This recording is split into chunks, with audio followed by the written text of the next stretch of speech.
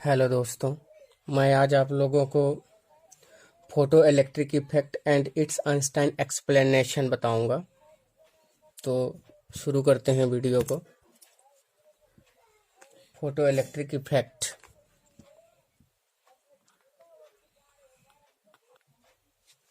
तो हमारी टॉपिक हो गई photo electric effect and it's Einstein explanation. ये हमें आज करना है। ठीक है दोस्तों, सन 1888 मतलब 1888 की बात है। उस टाइम एक साइंटिस्ट हुआ करते थे हॉलवेक्स।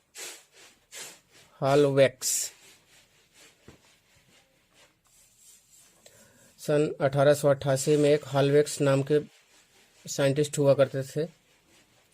उन्होंने एक्सपेरिमेंटली ऑब्जर्व किया कि जैसे ही हम किसी मेटल के सरफेस पर, फॉर एग्जांपल जस्ते की प्लेट ले लेते हैं, जस्ते की प्लेट, अगर मेटल की सरफेस पर हम शॉर्ट वेवलेंथ और हाई फ्रीक्वेंसी की light, for example ultraviolet lights, अगर इंसिडेंट कराते हैं, तो उन्होंने ये ऑब्जर्व किया कि जैसे ही शॉर्ट वेवलेंथ की लाइट मेटल सरफेस पर इंसिडेंट होती है तो तुरंत वहां से फ्री इलेक्ट्रॉन एमिट होने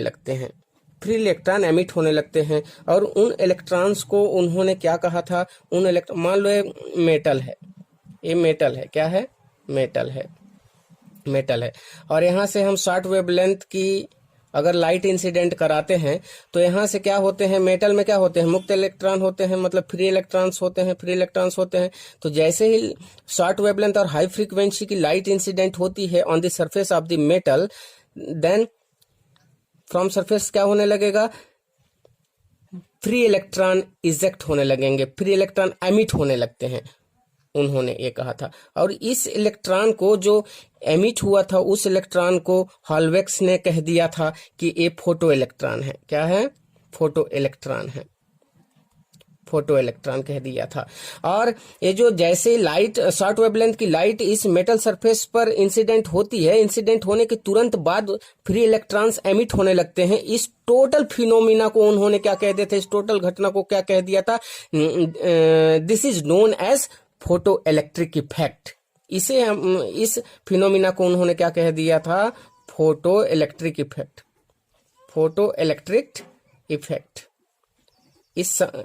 इस फिनोमिना को उन्होंने कहा था फोटो इलेक्ट्रिक इफेक्ट, और यहां से जो इलेक्ट्रॉन निकलते उसको फोटो इलेक्ट्रॉन कहा था। अब उनकी एक्सपेरिमेंटल अरेंजमेंट देख लेते हैं। एक्सपेरिमेंटल अरेंजमेंट,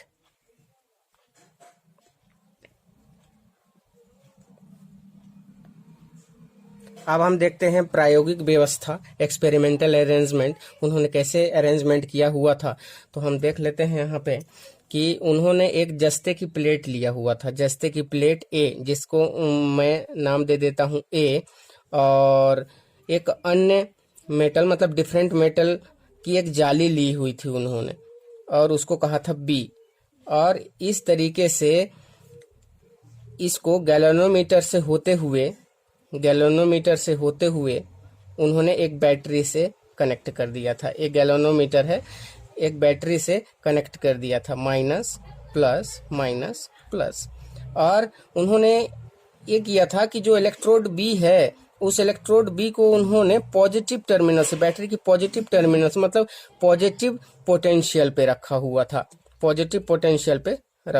था। तो ये थी उनकी अरेंजमेंट। और यहाँ पे क्या किया हुआ था, उन्होंने वैक्यूम ग्लास बल्ब से इन प्लेट्स को कवर कर दिया था। तो ये थी उनकी एक्सपेरिमेंटल अरेंजमेंट, प्रायोगिक व्यवस्था। उन्होंने क्या देखा कि सबसे पहले उन्होंने ये देखा कि शॉर्ट वेवलेंथ की जब फोटॉन या लाइट इस जस्ते की प्लेट ए पर इंसिडेंट होती हैं, तो तुरंत ही इस सर्किट पर करंट फ्लो होने लगता है। क्या करंट फ्लो होने लगता है, करंट फ्लो होने लगता है। और जब ये लाइट इंसिडेंट यहाँ पे नहीं होती है, एब्सेंट होती है, उस टाइम उन्होंने देखा कि गैल्वेनोमीटर पे कोई डिफ्लेक्शन नहीं आता है, डिफ्लेक्शन होता ही नहीं है, कोई विक्षेप नहीं होती है। और जैसे ही लाइट इंसिडेंट होती है, 1 सेकंड की, माइक्रो सेकंड की भी लेट नहीं होती है, और तुरंत गैल्वेनोमीटर में डिफ्लेक्शन होने लगता है। डिफ्लेक्शन होने लगता है मतलब विक्षेप इसमें उत्पन्न होने लगती हैं। ठीक है, तो उन्होंने ये ऑब्जर्व किया था कि माइक्रो सेकंड की भी लेट नहीं होती है। जैसे लाइट इंसिडेंट होती है on the surface of this plate A, तब क्या होती है, इस सर्किट से करंट फ्लो होने लगती है और गैल्वेनोमीटर में डिफ्लेक्शन आना चालू हो जाता है। और लाइट जब एब्सेंट होती है उस टाइम गैल्वेनोमीटर में डिफ्लेक्शन 0 होता है। इतना उन्होंने ऑब्जर्व किया और इस करंट को उन्होंने कह दिया था फोटो इलेक्ट्रिक करंट। क्या कह दिया था? Photo electric current. अब हम देखते हैं कि उन्होंने एक्सपेरिमेंट से क्या क्या देखा, एक्सपेरिमेंट कंक्लूजन उनकी क्या निकली, प्रायोगिक निष्कर्ष क्या निकला। तो उन्होंने कंक्लूजन क्या क्या निकाला था? पहला कंक्लूजन वो ये निकाले थे कि जो मेटल सरफेस होता है वहां से इलेक्ट्रॉन तभी एमिट होंगे। उन्होंने ये देखा कि मेटल सरफेस से इलेक्ट्रॉन तभी एमिट हो रहे हैं जब एक मिनिमम फ्रीक्वेंसी से ज्यादा फ्रीक्वेंसी की लाइट इंसिडेंट होती है on the surface of metal, तभी क्या होता है, फोटो इलेक्ट्रॉन एमिट होते हैं, अदरवाइज नहीं होते हैं। तो उस मिनिमम फ्रीक्वेंसी को उन्होंने क्या कह दिया था? Threshold frequency. Threshold frequency threshold frequency जिसको कहते हैं न्यू नॉट। ये ऑब्जर्व किया उन्होंने। और उन्होंने ये भी देखा कि ये जो न्यू नॉट होती है डिफरेंट मेटल के लिए डिफरेंट होती है। अगर ये जस्ते के प्लेट को बदल दिया जाए तो इस न्यू नॉट की भी वैल्यू बदल जाएगी। मतलब डिफरेंट मेटल के लिए डिफरेंट थ्रेशोल्ड फ्रीक्वेंसी होती है। इस थ्रेशोल्ड फ्रीक्वेंसी से ज्यादा फ्रीक्वेंसी रखने वाली लाइट अगर इंसिडेंट होती है on the surface of metal A, तभी क्या होगा, फोटो इलेक्ट्रॉन एमिट होंगे अदरवाइज नहीं होंगे। तो उन्होंने देखा कि जो लाइट इंसिडेंट होती हैं वो ग्रेटर देन न्यू नॉट होती हैं, तभी फोटो इलेक्ट्रॉन एमिट होती हैं। पहला ऑब्जर्वेशन उन्होंने किया। तो ये न्यू नॉट क्या होती है, इसको एक एग्जांपल के थ्रू समझो। एक एग्जांपल के थ्रू मैं आप लोगों को समझाने की कोशिश करता हूँ। मान लो यहाँ पर एक बहुत बड़ा स्टोन है, एक पत्थर है रास्ते में, आपके रास्ते में एक बहुत बड़ा पत्थर है और आप 6 दोस्त मिलके जा रहे हो और 3 दोस्त क्या करते हैं, 3 दोस्त मिलके आप क्या करते हो, 3 दोस्त मिलके इसमें पुश करते हो इस पत्थर को, ये तनिक भी नहीं हटता है। फिर आप लोग बुलाते हो, चौथा दोस्त आपका आ जाता है, चौथा दोस्त भी इसमें हाथ लगाता है, फिर भी ये नहीं उठता है। फिर 5वां दोस्त को आप बुलाते हो तो 5वां दोस्त भी इसमें हाथ लगाता है और पुश करता है, फोर्स लगाते हैं। इसके बाद ये क्या होता है, तनिक थोड़ा सा उठता है और उठ के इस स्थिति में पहुंच जाता है। ऐसा उठता है लेकिन पूरा एक खिसक के इस पोजीशन पर नहीं जाता, क्योंकि आपको तो इसको लुढ़का के इस पोजीशन पे ले जाना है ना, इस पोजीशन पे ले जाना, तभी तो आपका रास्ता साफ होगा। तो ये उठता है। इसके बाद लोग जितना भी जोर लगाते हैं, जो लगा के हैया बोलते हैं, फिर उठाते हैं, इतना ही उठता है, फिर नीचे आ जाता है। इसका मतलब ये हुआ कि 6वां दोस्त को भी लोग पुकारते हैं। जो उन लोग का 6वां दोस्त था उसे भी उन लोग बुलाते हैं और बोल, आजा भाई, इससे थोड़ा धक्का देने लग। और वो 6वां दोस्त भी इसमें हाथ लगाता है और ये उठ के इस पोजीशन पर चला जाता है। तो यहाँ पे आप समझना कि जो 3 दोस्त थे वो इसको पुशअप कर रहे थे तो ये उठ नहीं रहा था। फिर एक और आया, फिर नहीं उठ रहा था। 5वां आया तो थोड़ा सा उठा, लेकिन पूरा हटा तो नहीं ना।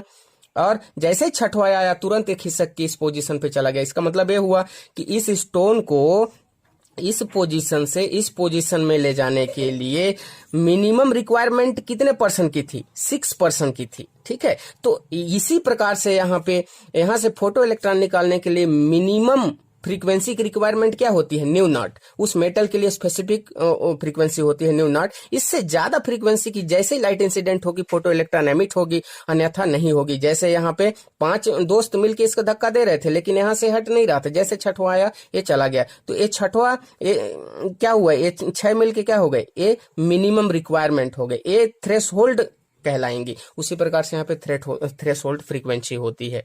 आई होप समझ में आया होगा इस एग्जाम्पल से आप लोगों को। अच्छा, दूसरा ऑब्जर्वेशन उन्होंने क्या देखा कि जैसे लाइट इंसिडेंट होती है फिर फ्री इलेक्ट्रॉन यहाँ से एमिट होती हैं, तो ये काइनेटिक एनर्जी लेके इस मेटल को क्या करते होंगे, इस मेटल से आउट होते होंगे काइनेटिक एनर्जी से। तो वो मैक्सिमम काइनेटिक एनर्जी कितना होता है और वो किस बात पर डिपेंड करता है, ये उन्होंने दूसरा ऑब्जर्वेशन में ऑब्जर्व किया। और तीसरे ऑब्जर्वेशन में भी एक चीज ऑब्जर्व किया था। इन दोनों को मिला के एक एग्जाम्पल से मैं आप लोगों को समझाऊंगा।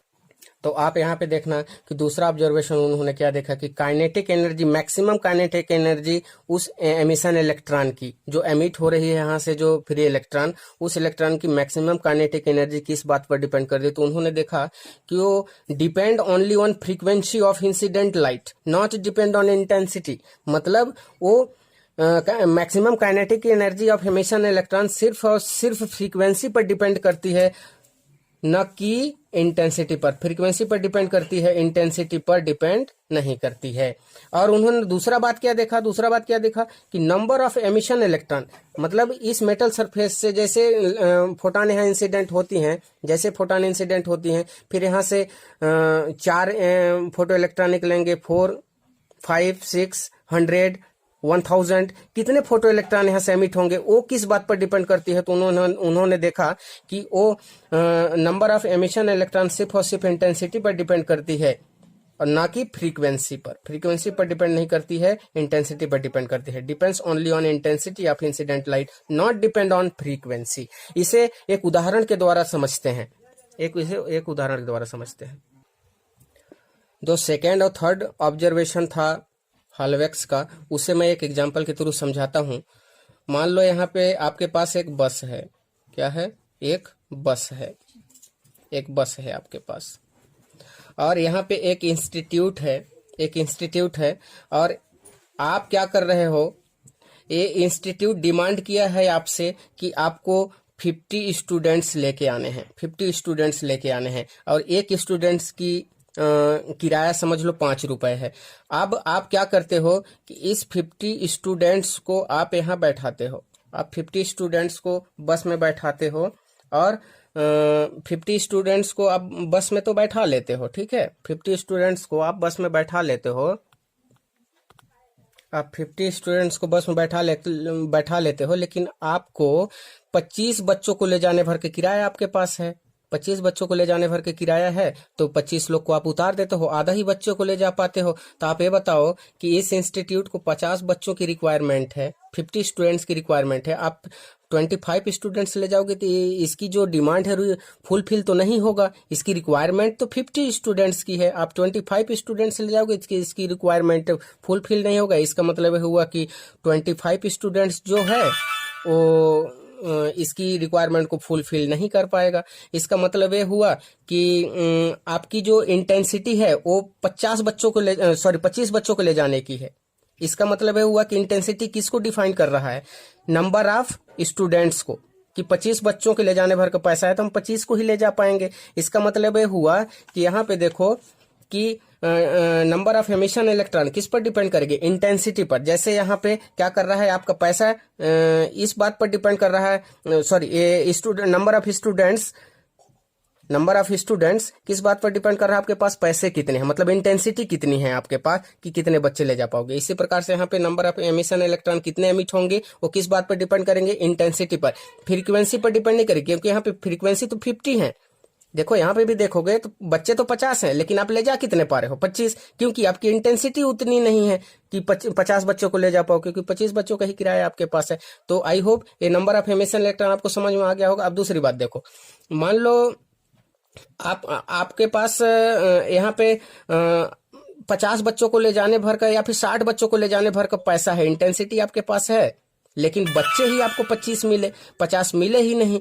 तो आप भले इंटेंसिटी रखे हो, पैसा रखे हो 60 बच्चों को ले जाने भर का, देखो 60 बच्चों को ले जाने भर का पैसा रखे हो, लेकिन आपकी फ्रीक्वेंसी जो है, नंबर ऑफ स्टूडेंट्स जो है वो तो 25 ही मिले, तो ये इसका फुलफिल तो होगा नहीं, रिक्वायरमेंट तो इसकी 50 की है। तो आपकी जो मैक्सिमम काइनेटिक एनर्जी है, क्योंकि इसकी रिक्वायरमेंट कब फुलफिल होगी, जब मैक्सिमम मतलब 50 जो जितना उसका डिमांड है उतना हमें यहाँ ले जाएंगे, तभी उसकी क्या हो जाएगी, रिक्वायरमेंट फुलफिल होगी। तो वो मैक्सिमम काइनेटिक एनर्जी होगी। तो मैक्सिमम काइनेटिक एनर्जी इसकी फुलफिल किस बात पर डिपेंड कर रही है, किस बात पर डिपेंड कर रही है कि यहाँ पे फ्रीक्वेंसी कितनी है। अगर फ्रीक्वेंसी 50 हो तब तो ये फुलफिल होगी, अगर फ्रीक्वेंसी 25 है तो उसकी फुलफिल नहीं होगी। जबकि आपके पास इंटेंसिटी कितनी है, 60 बच्चों को ले जाने भर के किराया है, लेकिन आप ले जा कितने पा रहे हो, 25, क्योंकि 25 बच्चे मिले ही नहीं। इसी प्रकार से देखो यहाँ पे कि ये फ्रीक्वेंसी मैक्सिमम काइनेटिक एनर्जी उस फोटो इलेक्ट्रॉन की किस बात पर डिपेंड करती है, फ्रीक्वेंसी पर, इंटेंसिटी पर नहीं करती है। जैसा कि यहाँ पे आपके पास किराया तो 60 बच्चों का है, लेकिन आपको बच्चे मिले 25,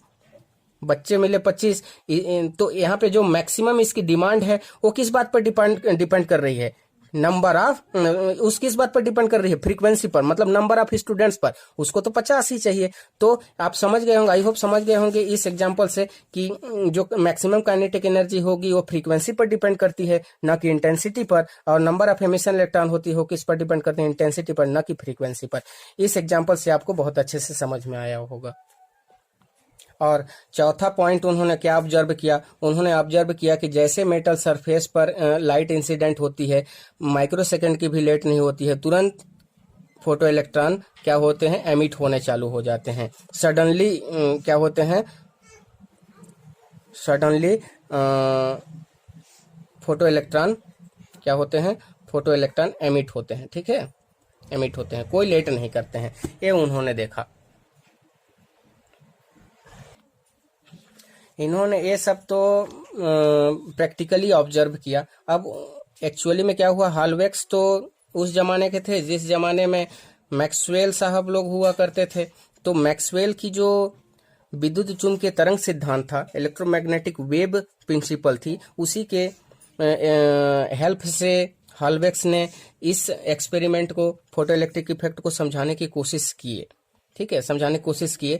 तो क्योंकि एक्चुअल में क्या है ना, इस फोटो इलेक्ट्रिक इफेक्ट से पार्टिकल नेचर की, लाइट की जो पार्टिकल नेचर है, पार्टिकल नेचर उसको डिफाइन किया है। ये फोटो इलेक्ट्रिक इफेक्ट किसको डिफाइन करता है, पार्टिकल नेचर, पार्टिकल नेचर को बताता है फोटोन की। ठीक है, न कि वेव नेचर को। और हॉलवेक्स जो थे वो वेव नेचर को डिफाइन कर रहे थे, इसलिए वो डिफाइन नहीं हो पा रहा था, इसलिए वो डिफाइन नहीं हो पा रहा था। तो पार्टिकल नेचर से हम आइंस्टाइन इसको समझाएंगे, लेकिन अभी वेव नेचर से कौन समझाएंगे, हॉलवेक्स। आगे चलते हैं। अब हम लोग देखेंगे कि हॉलवेक्स जी ने मैक्सवेल के जो इलेक्ट्रोमैग्नेटिक वेव थ्योरी थी उसके हेल्प से कैसे फोटो इलेक्ट्रिक इफेक्ट को समझाने की कोशिश किया। That means with the help of classical mechanics Hallwachs ने कैसे फोटो इलेक्ट्रिक इफेक्ट को समझाने की कोशिश की और असफल रहे, फेल हो गए। उनकी क्या क्या ड्रॉबैक्स थी उसे हम देखते हैं। पहला ड्रॉबैक्स देखते हैं। पहला ड्रॉबैक्स ये कहता है कि जो वेब थ्योरी है, वो वेब थ्योरी ये कहता है कि अगर कोई इंसिडेंट लाइट है या फिर इंसिडेंट वेव है, वो वेव अगर ऐसे प्रोपोगेट कर रहा है along the x, positive x direction, तो वो कहता है, वेब थ्योरी ये कहता है कि अगर हम इसकी इंटेंसिटी बढ़ाते हैं तो इसकी एम्पलीट्यूड बढ़ती है। वेव थ्योरी ये कहती है कि अगर हम वेव की इंटेंसिटी बढ़ाते हैं तो उसकी एम्पलीट्यूड बढ़ेगी। इंटेंसिटी मैंने बढ़ा दिया तो एम्पलीट्यूड भी इंक्रीज हो गई, अब और इंटेंसिटी बढ़ाओगे तो और एनर्जी, मतलब उसकी एम्पलीट्यूड बढ़ेगी, और एम्पलीट्यूड बढ़ेगी तो हम जानते हैं कि एनर्जी बढ़ेगी। जब इंटेंसिटी बढ़ाएंगे, वेव थ्योरी क्या बोलती है कि इंटेंसिटी बढ़ाओगे तो एम्पलीट्यूड बढ़ेगी, और एम्पलीट्यूड बढ़ेगी तो हम जानते हैं कि एनर्जी भी इंक्रीज होगी। ठीक है, तो सबसे वेव थ्योरी क्या बोली कि हम इंटेंसिटी इंक्रीज करेंगे तो एम्पलीट्यूड इंक्रीज होगी, और एम्पलीट्यूड इंक्रीज हो गई तो एनर्जी इंक्रीज होगी।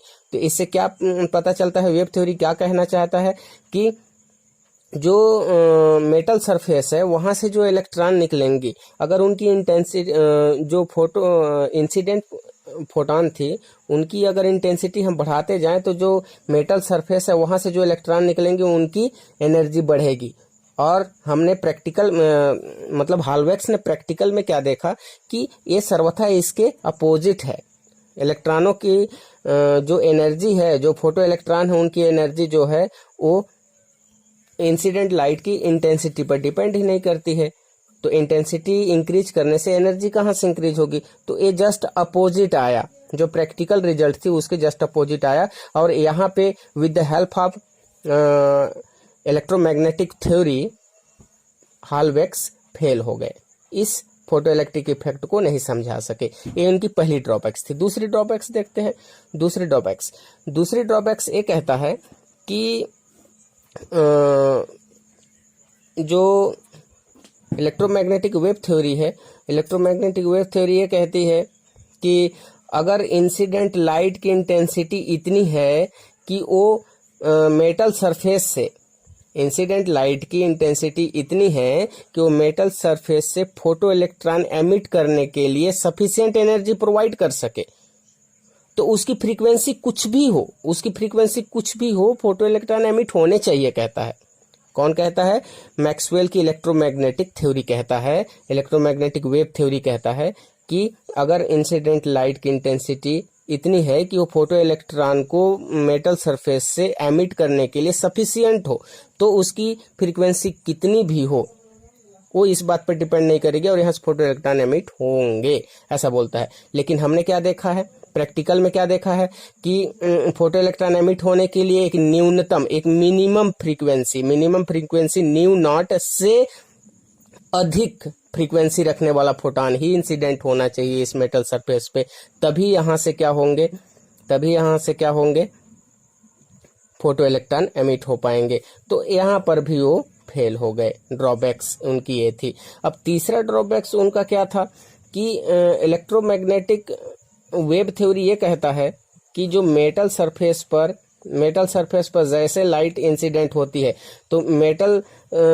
सरफेस की जो लाइट एरिया जो है, मेटल सरफेस पे जैसे लाइट इंसिडेंट होती है, तो इसकी एरिया में जितने भी फ्री इलेक्ट्रॉन हैं, तो जैसे ही फोटॉन इंसिडेंट होगी तो फोटॉन अपनी एनर्जी इस इलेक्ट्रॉन को देगा, फिर इस इलेक्ट्रॉन को देगा, कोलिजन के द्वारा फिर से इलेक्ट्रॉन को देगा। मतलब ये है कि इंसिडेंट फोटॉन की जो एनर्जी है वो सभी इलेक्ट्रॉन्स को डिस्ट्रीब्यूट होने में कुछ टाइम टेकन करेगा, कुछ टाइम लेगा।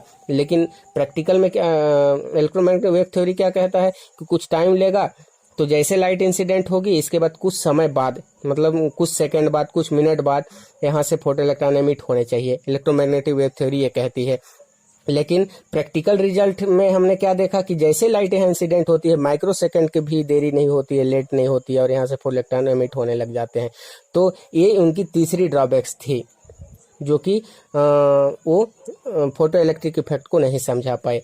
और ये एक्चुअल में जो फोटॉन है, फोटॉन को वेब मान के चल रहे थे। फोटॉन को कैसा मान के चल रहे थे? वेब, मतलब वेब नेचर को, लाइट की वेब नेचर को ये समझाना चाह रहे थे। अब हम देखेंगे कि आइंस्टाइन इस फोटो इलेक्ट्रिक इफेक्ट को with the help of quantum mechanics कैसे समझाए, वो हम नेक्स्ट वीडियो में देखेंगे।